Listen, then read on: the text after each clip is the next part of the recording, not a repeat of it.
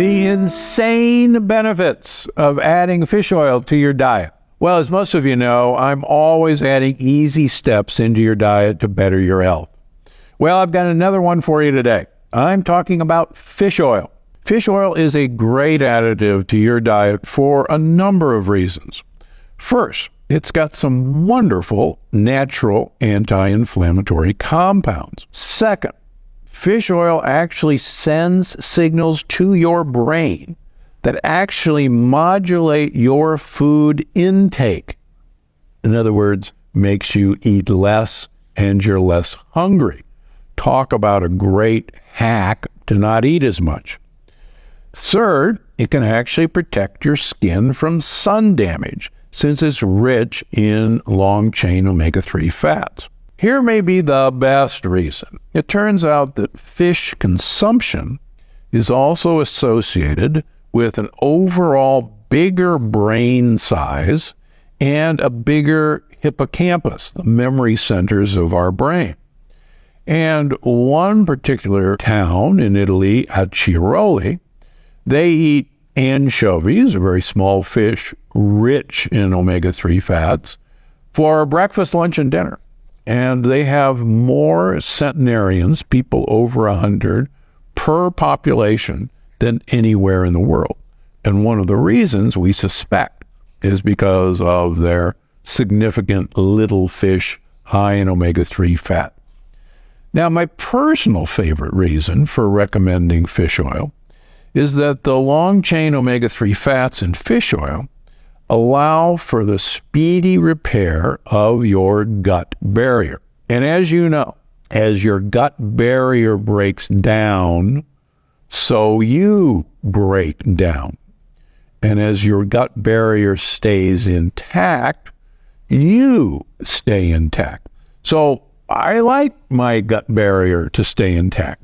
And what's fascinating is omega-3 fats actually repair your gut barrier, and omega-3 fat consumption prevents the absorption of LPSs, those lipopolysaccharides that are cell walls of bacteria, from getting into your bloodstream in the first place.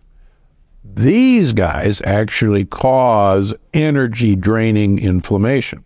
Now, I measure the omega-3 index in all patients who come to see me. The omega-3 index looks at the amount of two omega-3 fats, EPA and DHA, that are attached to red blood cells, which looks at approximately what you've been doing for 2 months prior to the test.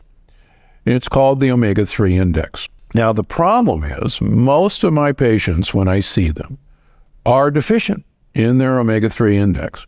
And most of my vegetarians and vegans are profoundly low on their omega-3 index. So what? Well, it turns out that people who have the highest omega-3 index have the biggest brains, seriously, and the biggest areas of memory, the hippocampus. Now, here's the bad news. People who have the lowest omega-3 index have the most shrunken brains and the smallest areas of memory. And one would think you would want a big brain and big areas of memory. I certainly do. So we also know that people who have the highest DHA in their brains, and your brain is about 70% fat, and half of the fat in your brain is DHA. So that's why you want so much DHA. Now, the only people I see in my practice who don't take supplemental fish oil are people who eat sardines or herring on a daily basis. So unless you're of Portuguese, Southern Italian, or Norwegian descent, you probably don't fit this profile, and you should supplement with fish oil. Now, how do you do that? First of all, you want to find a fish oil that's molecularly distilled. Yes, fish oil has a lot of nasty heavy metals in certain fish, although small fish usually don't have those heavy metals. But just in case, molecular distillation means those toxins and heavy metals have been complexed out of the fish oil. Try to make sure your fish oil comes from small fish like sardines and anchovies or menhen. My recommendation is when you're taking fish oil, aim for 1,000 milligrams of DHA per day. Now that's tricky because what you see on the front of the bottle does not correlate with how much DHA is in there. You may see 1,400 milligrams of omega-3s per capsule, and you go, great, that's what I need. I only have to take one. Not so fast. You have to turn the bottle around and look at the label and look for the words DHA per capsule. Now, a lot of fish oil manufacturers will try to fool you, and you didn't look at the serving size. And the serving size may be 2 or 3. So whatever you see down below for DHA, you got to make sure that's per one capsule. Or if it's for 2 or 3, you got to divide that number to find out how much each capsule contains. And unfortunately, I see this all the time. I see that people are taking their fish oil, but have no idea that they're really looking for about 1,000 milligrams of DHA per day. Now, why do I say that? Because when we put people on 1,000 or more DHA per day, their omega-3 index will always be in the range that's considered normal. So that's where I got that number. Again, we measure this every day on everybody, every 3 months. So we know what works and what doesn't. I'm not conjecturing about this. Now, there are several good national brands that I recommend. Nature's Bounty is good, but be careful. In general, you have to take 4 of their fish oil a day to reach 1,000 milligrams. Omega Via DHA 600 is a fairly small capsule that has 600 milligrams of DHA per capsule, so you only need 2 per day. My female patients, quite frankly, love it because of the size. Carlson's Elite Gems can be swallowed, or if you're not into swallowing these fish oil capsules, you can actually chew them and then swallow the capsule. And again, a lot of my female patients like this option. Kirkland Signature Fish Oil, 1,200 milligram enteric coated, won't give you fish burps, which is good, but it's gotta have the blue label, not the yellow label. And I see a lot of patients using the yellow label, and quite frankly, there's very little available DHA in the yellow label Kirkland. Now, if you're a vegan, no problem. There are plenty of algae-derived DHA, EPA, and DPA capsules. I personally like the Thrive Culinary brand. Now, either way, aim to take 1,000 milligrams of DHA per day. Now, I recommend you take a fish oil capsule with every meal. Or better yet, mixed flavored cod liver oil into your food. Now, don't wrinkle your nose. Believe it or not, modern cod liver oil has no fishy taste or no fishy smell. I love Carlson's lemon and orange flavors. And it's great to mix in with olive oil or perilla oil on your salad dressings or even on your vegetables. In fact, I have frequently served guests a salad in my home that's been made with half Carlson's fish oil, the lemon flavor, and they tell me what a great salad this is. What are you using? And I tell them cod liver oil, and they try to spit it out. It doesn't taste fishy, and it's an easy way, particularly with your kids, to get fish oil, cod liver oil into them, and their brains will benefit. Study after study shows that the more DHA in a child's diet, the better they will do in school. And, believe it or not, the better emotional stability they'll have. So, whatever way suits your lifestyle and routine, get fish oil into your diet. Really, the benefits are not to be missed out on, and it's a really easy step to take towards getting your health on track. First things first, let's get this straight. Not all seed oil is bad to cook with. Not all seed oils are bad to use. What we're talking about bad seed oils, we're really addressing an omega-6 short-chain fatty acid called linoleic acid. Now, linoleic acid is the primary fat, even though it's called an acid, it's a fat, in a great number of seed oils. And what we've learned through the years is that even though linoleic acid is an essential fatty acid, that means we have to have it in our diet, we don't manufacture it, and believe it or not, it's an important component of our mitochondria and our cell wall. We have to have some. Unfortunately, we don't need much. And it's the excess of linoleic acid in our diet that has been attributed to a lot of mischief. Now, one of the things we now know is that linoleic acid is converted into what are called aldehydes.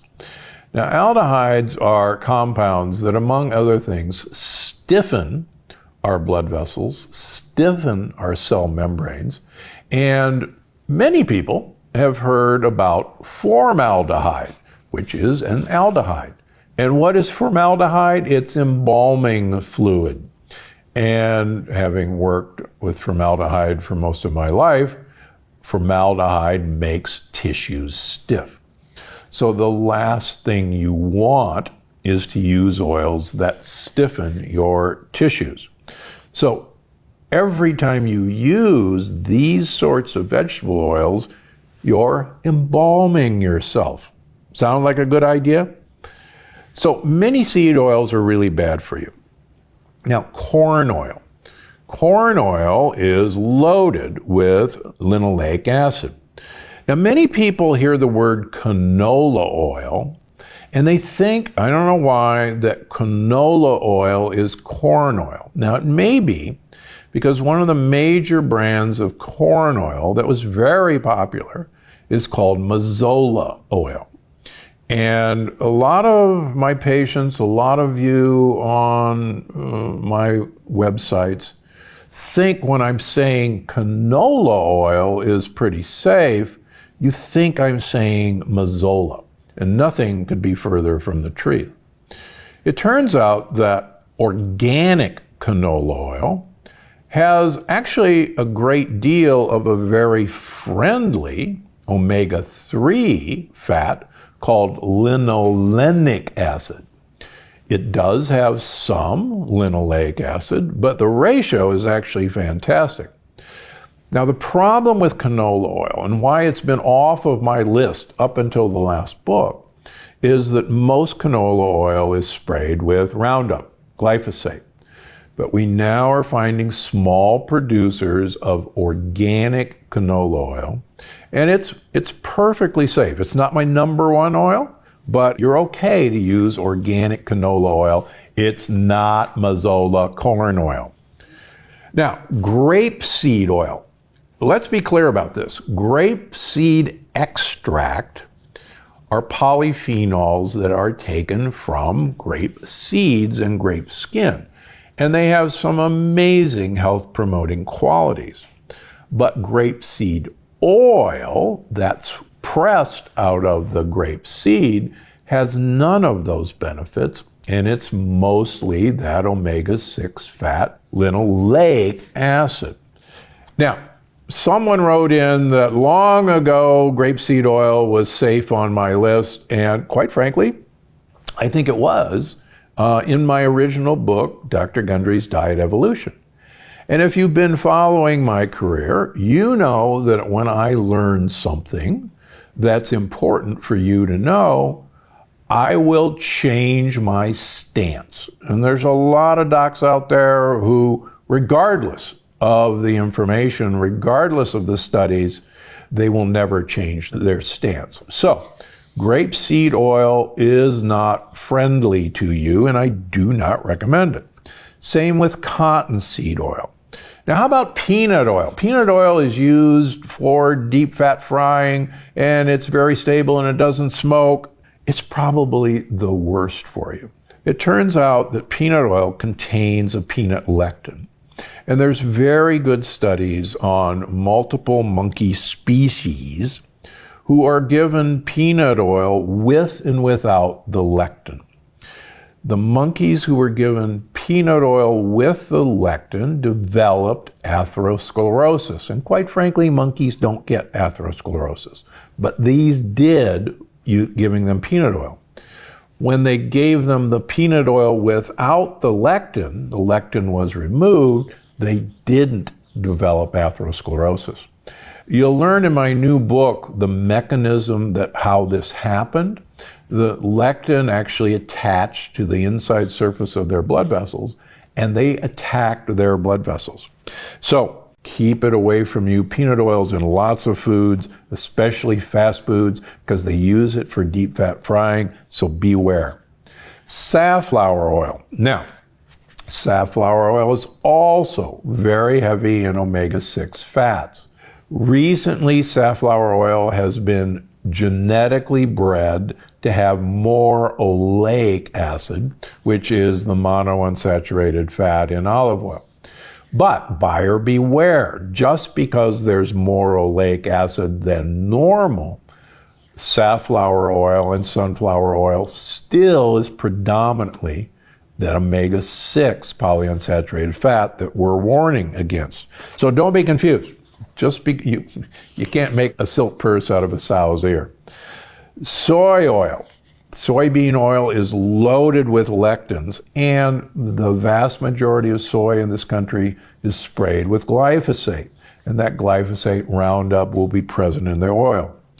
Same with sunflower oil, same issue. Now, you'll see sometimes sunflower lecithin in supplements. Sunflower lecithin is not sunflower oil. It's an emollient that sometimes we have to use to make something stick together.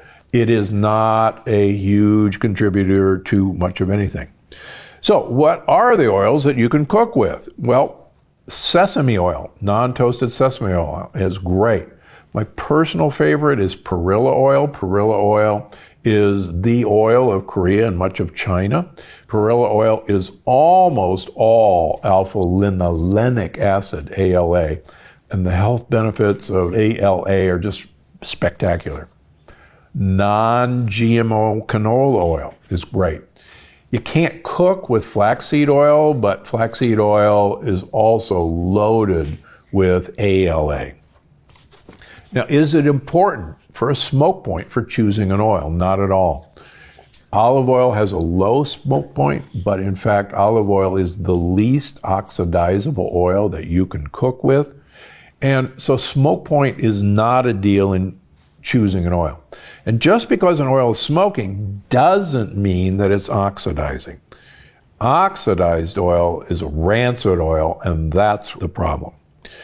Now, remember, if you're looking at an ingredient, you're looking at the oil and the oil content, most likely the package you're looking at is a highly processed food with ground up grains or even ground up lectin-free products that are being cooked in that oil. What's worrisome is, you may say, oh, this is done with olive oil, or oh, this is done with avocado oil, and so that's safe. But look at the total carbohydrates in that package. I see many wise consumers who look at the oil and say, oh, that's good oil, that's coconut oil, or that's olive oil, or that's avocado oil, and that's good for me, without reading the carbohydrate content. And they're eating a very high carbohydrate food while looking at the oil, and that's not the problem for most of us. Finally, if you're eating a processed or ultra-processed foods, the odds are you're eating a terrible oil that is omega-6, that's going to contribute to inflammation, and quite frankly, is going to embalm you slowly. and that's not what you want. All right, here in America, we love convenience, and we also love breakfast, unfortunately. What's the definition of hot, filling, convenient breakfast? Well, oatmeal. Sure, it may be delicious, easy to make, and you might even think it's good for you. I get it. We've been taught to think this. But unfortunately, that could not be further from the truth. In fact, oatmeal is one of the worst foods that you can put in your body. Oats used to make oatmeal are loaded with lectins, which can poke holes in your gut lining and cause serious health issues down the line. My oldest daughter is an elite horsewoman, and she assures me that the only purpose of oats is to make horses fat for the winter. And I couldn't agree with her more.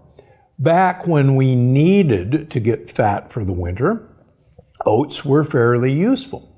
And oats absolutely makes you get fat for the winter.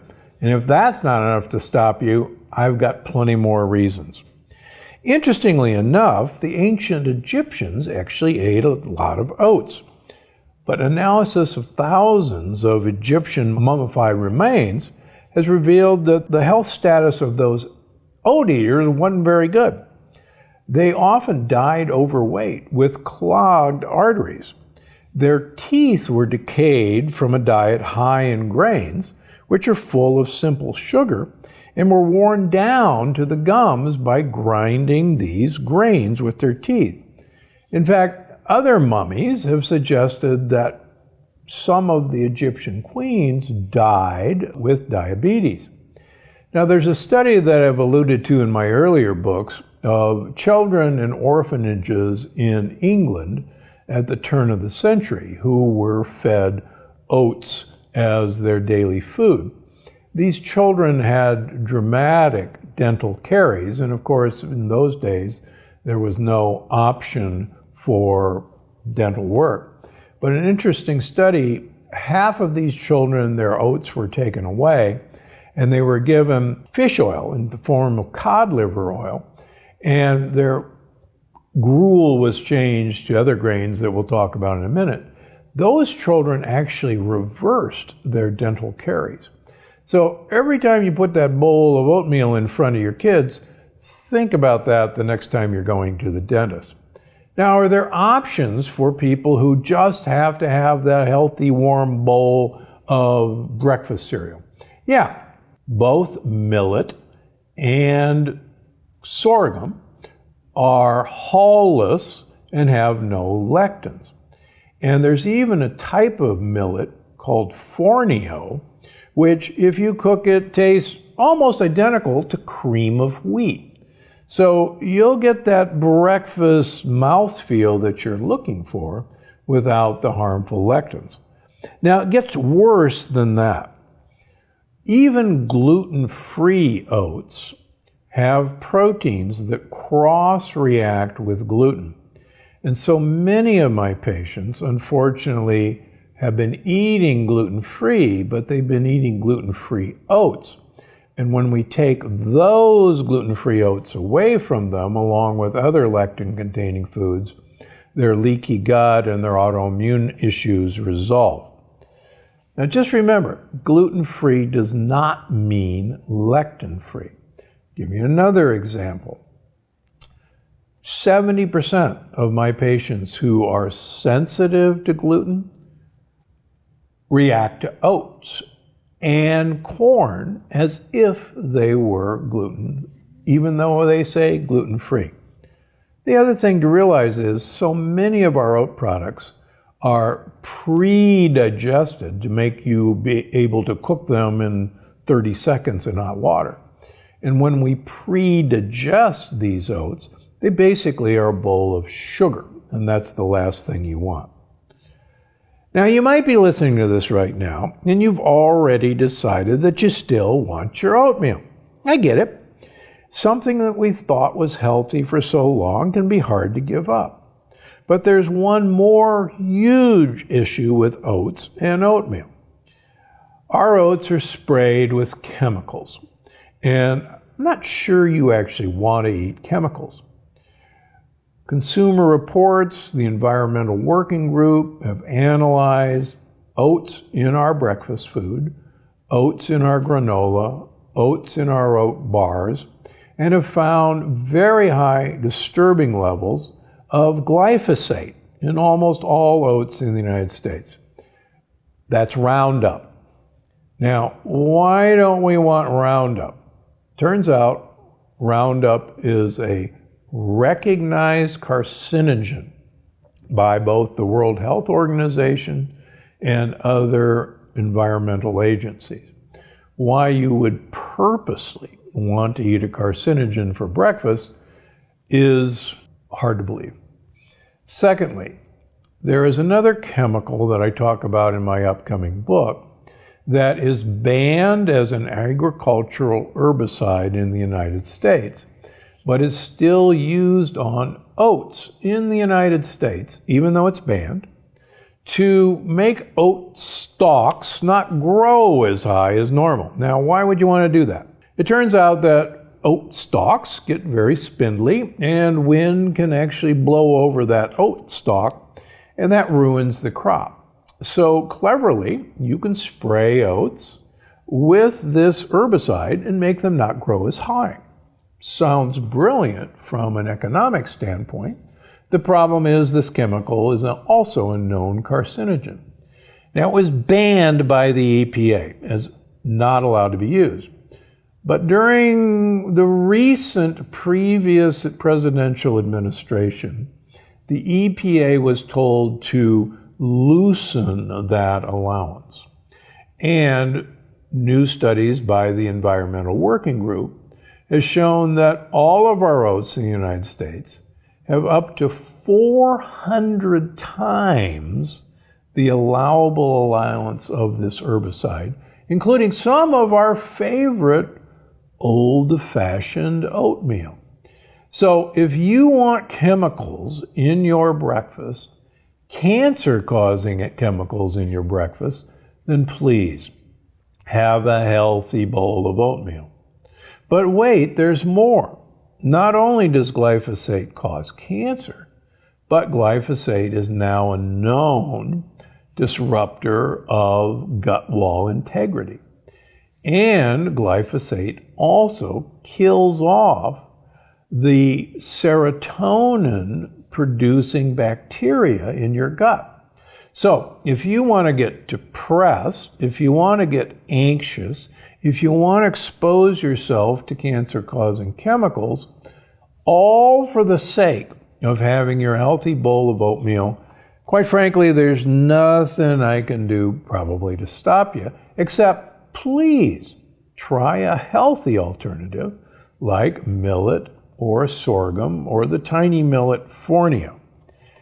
Let me just reiterate. There was a 23-year-long study done in California tracking glyphosate levels in our bodies. The amount of glyphosate with each year has been dramatically increasing in our bodies. It affects our energy levels. It causes leaky gut. It strips the micronutrients from the food you eat. And if that isn't bad enough, it actually suppresses an enzyme you need to have adequate vitamin D levels in your body. So, millet, Fornio, sorghum. If you want to add a sweetener to these foods, please use allulose. Allulose is a natural sugar that was first discovered in figs. It's now being produced. Get it from non-GMO allulose sources. If you want to increase the fun in your breakfast, add some cocoa nibs. Chop out some healthy nuts like walnuts or macadamias or pistachios. Put it in Fornio, put it in sorghum, put it in millet, and please, please, please take your oatmeal away from you and your kids.